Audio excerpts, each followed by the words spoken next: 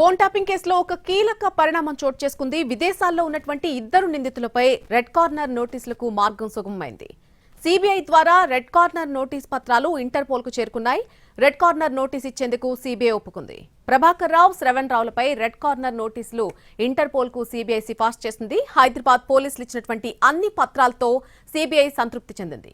ఇద్దరు నిందితులపై red corner నోటీసులు జారీ చేయాలని ఇంటర్పోల్ ను కోరింది. 196 దేశాల ప్రతినిధులను ఇంటర్పోల్ అప్రమత్తం చేయనుంది. ప్రస్తుతం ప్రభాకర్ రావు, శ్రవణ్ రావులు అమెరికా వదిలి వెళ్లిపోయారు. కెనడాలో ప్రభాకర్ రావు, బెల్జియంలో శ్రవణ్ రావు ఉన్నట్టుగా అధికారులు గుర్తించారు. రెడ్ కార్నర్ నోటీస్ జారీ అయితే ఇద్దరిని కూడా ఇండియాకు రప్పించే ప్రయత్నాలు చేస్తున్నారు పోలీసులు.